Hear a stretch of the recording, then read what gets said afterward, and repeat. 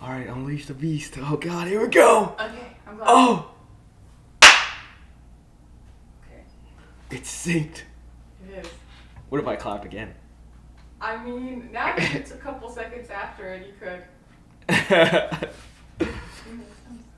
Cool. Okay, so you are. Don't lean forward. Oh, too sorry. much. I That's forgot. okay. Okay. And I'll remind. God, you're gonna have so much to edit because I'm just gonna mess up so much. No, it's okay. Hi, I'm Johnny. Okay. So for my first, I divided them into 5 categories. So my first category is about like your home country and experience there. So I kind of just want you to start out with telling me about your family, pretty much, and what are they like? Were they different while you were in Ghana and now? Wait, one question at a time. Okay, I'll start with just tell me about your family and what they're like. Okay, cool. So, I was born in Ghana. I had lived with my mom, my dad, and I had two sisters, one older one and then one younger one. My older sister was off a lot of the times doing school because in school it was like boarding school, so like you'd be gone for a long time. So she wasn't really around a lot of the times. But my little sister and I kind of were just at home all the time because it was kind of like a go to school, come back home, study, hang out with the family for a little bit, and then repeat the cycle.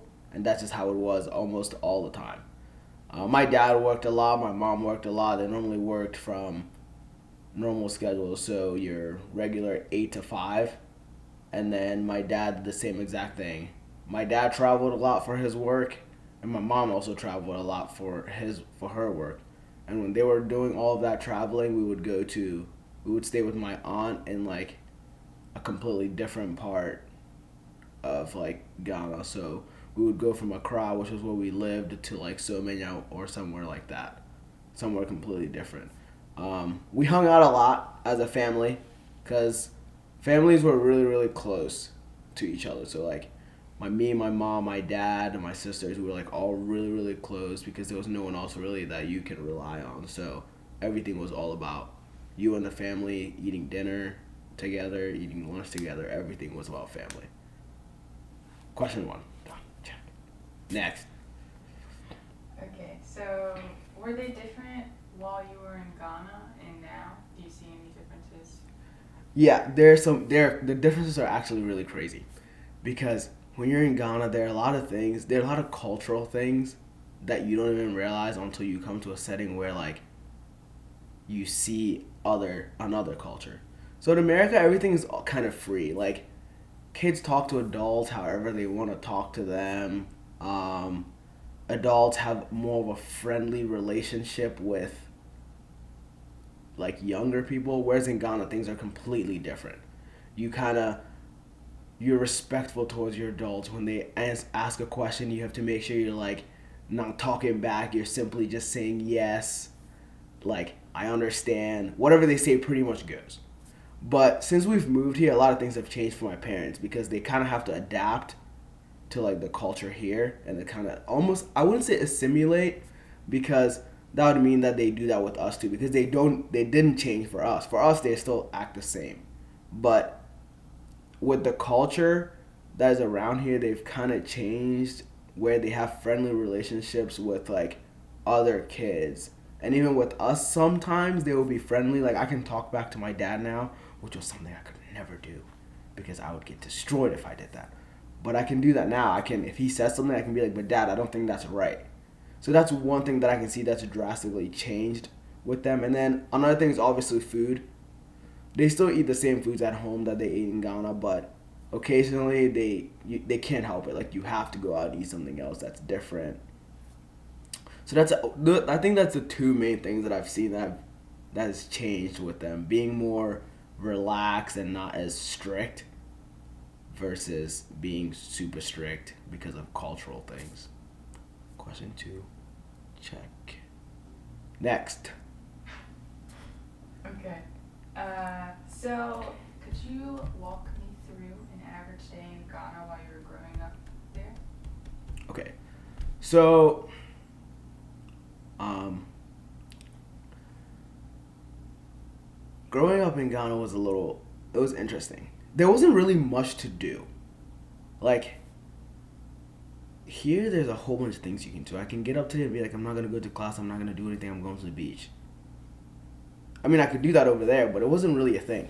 So let's say when I was like 8 years old, the only things I would do really was my parents would go to work early in the mornings. They would leave around 6 a.m. Both my mom and dad would go in the mornings. So then what would happen is the nanny person that took care of us would come over, make sure she got us ready to go to school. So when I was ready, my sister was ready. Me and my sister would walk to school. And our school, sometimes we would get driven to school because my school was not that far away from my house. We went to a school called Crown and Glory, orange and blue, our uniforms. So my mom would make sure our uniforms were ready, like set out, and then after we were done showering, the nanny would just dress us up. She would walk us to school. We would go to school. School was just kind of hard. Like teachers were so mean. They just wanted you to learn so hard, and they would just like, if you did something wrong in school, if you answered a question wrong, they were literally allowed to like beat you up with sticks. Like it was allowed. Like it's like punishment. So we would go to school, and let me see if I remember what happened in school. So in schools, normally. Sorry, that's in the corner. I just noticed. What is? The reflector thing. So I'm gonna move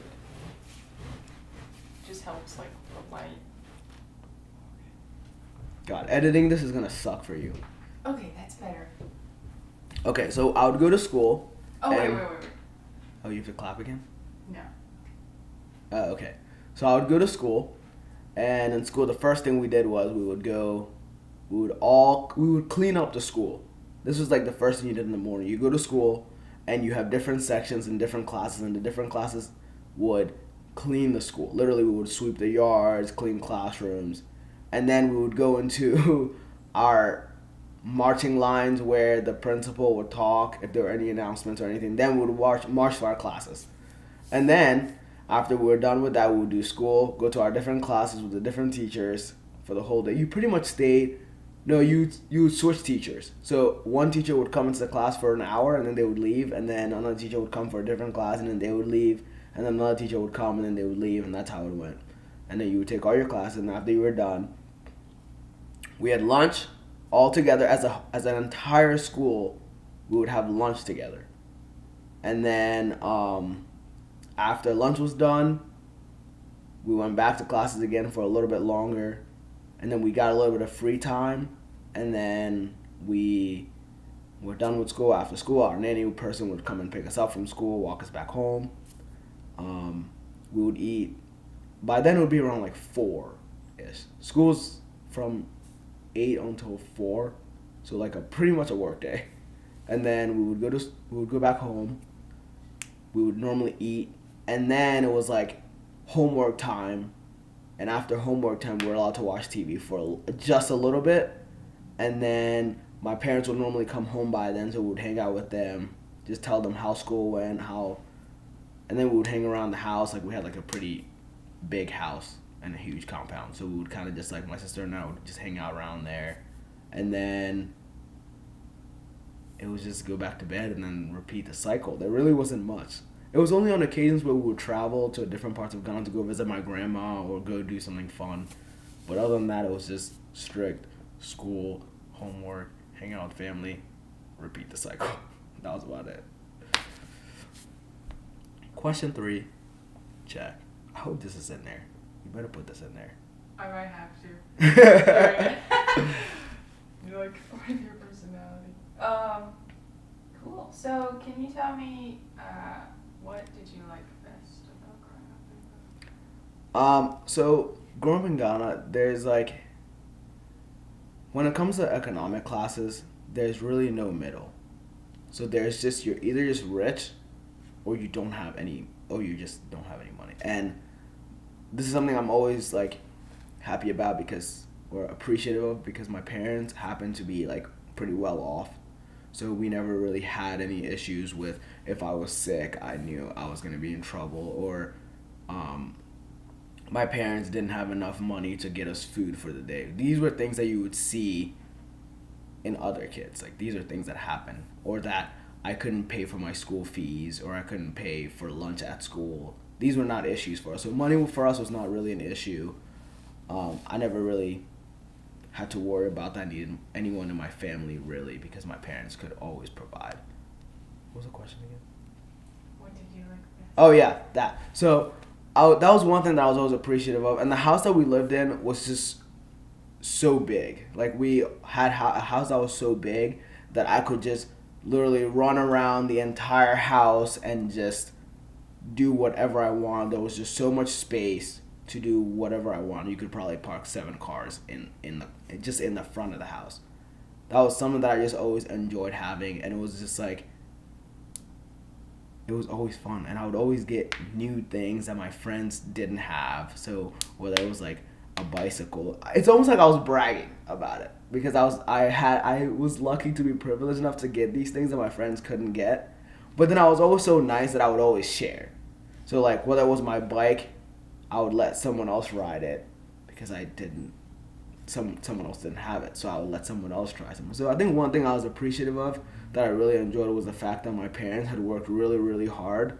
Not to say that they were rich right from the beginning, because my parents were not wealthy in the beginning. They had to work their way up. I'm talking like they had to make sure they got their degrees, even from abroad. Like my dad got a degree in London, so did my mom. So they worked very hard to get where they were at, and I just really enjoyed the fact that they worked so hard and allowed me to be so like to live so freely and just do whatever I wanted without like concerns of economic problems, when that was like a serious problem for a lot of other people. Question, I don't know, but check.